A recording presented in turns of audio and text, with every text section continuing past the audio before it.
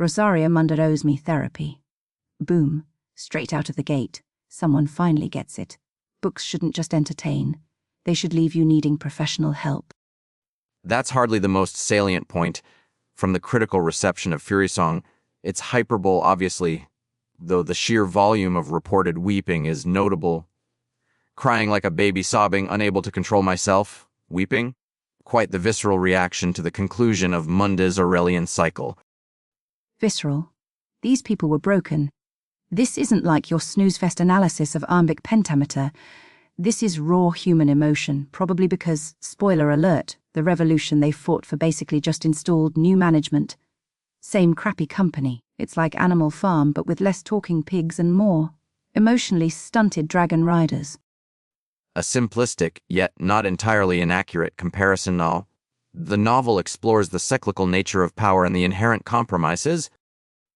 Compromises. Is that what we're calling Annie becoming a completely different person and making terrible, horrible, no good, very bad decisions? She's the hero. She's supposed to be better than that. It's like she took lessons from my ex. Gary, great potential, catastrophic follow-through. Antigone, Annie, is clearly suffering from profound trauma. Her arc reflects the psychological toll of leadership during wartime. It's complex. You can't just... Oh, spare me the trauma lecture. We all got trauma doesn't mean you push away the one decent guy, Lee, who, by the way, also makes dumb choices but gets zero flack for it, typical. While the world is literally on fire, someone online said she slept her way to the top, which is harsh, but honestly, her relationship drama is more destructive than dragonfire. That's a grossly misogynistic interpretation. Lee, coming from privilege, represents a different kind of struggle, the burden of... Burden. His biggest burden is Annie constantly dumping him. Why are you always throwing him away down? One reviewer screamed. I felt that. It's infuriating, almost as infuriating as the villain, Exion, getting off easy. Easy. He was killed. Justice was served? Killed? Boring. People wanted him strung up, humiliated. They wanted a long-winded death. Where's the catharsis? Where's the satisfaction? It's like watching paint dry when you wanted fireworks. Even that side character, Power, got a more dramatic exit. Reading a poem while dying. Come on, maximum melodrama. But at least it was something. People are still lighting virtual candles for that guy. Where is he? Where is my boy? Pathetic, but I get it. The focus isn't solely on vengeance. It's about the cost of victory, the moral ambiguities. Did the revolution actually achieve its aims? That's the central question. Who cares about the aims when the book makes you want to scream and mutter no, oh no, oh no, oh no, oh no? That's entertainment. Forget the political science lecture. Let's talk about the brutal and cruel bits. The casual violence. Now we're cooking. It was remarkably unflinching in its depiction of the consequences of war. Ayla's escape, for instance, was harrowing. But is that inherently good storytelling, or just grim? It's good if it makes you feel something other than sleepy. Unlike some books about sparkly vampires or, dare I say it, certain other dragon books obsessed with smut over substance. Oh, here we go, still defending Fourth Wing, are we? A book with the narrative complexity of a grocery list. Furysong, for all its flaws, attempts thematic depth. Depth. Is that what you call plot holes big enough to fly a dragon through? Let's talk ropes.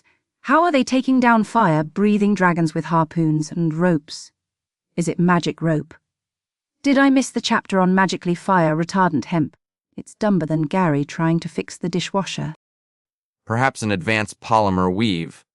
Or maybe, all right, fine, the physics are questionable, but the ending, divisive, yes, but arguably fitting. The time skip, the lingering uncertainties. Fitting.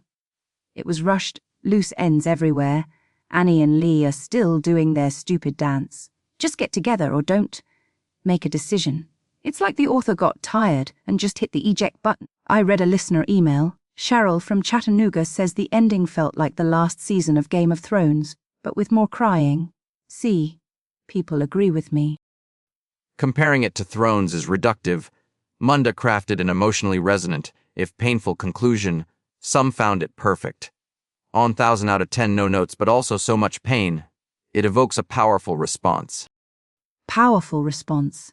People are literally saying I am not okay after reading this. It's a weapon for get book clubs. This thing needs trigger warnings and a support group. So, is it good? I don't know, is a punch to the gut good? It's definitely memorable.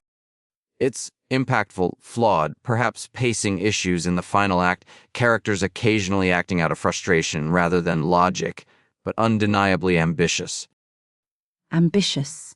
Okay, time for the rating. I give Furysong 6 out of 9 times I wanted to throw it across the room, but didn't because my cat was sleeping nearby.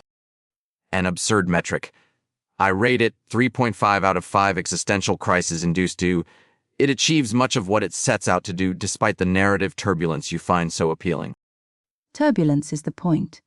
It means you're actually moving, unlike your analysis.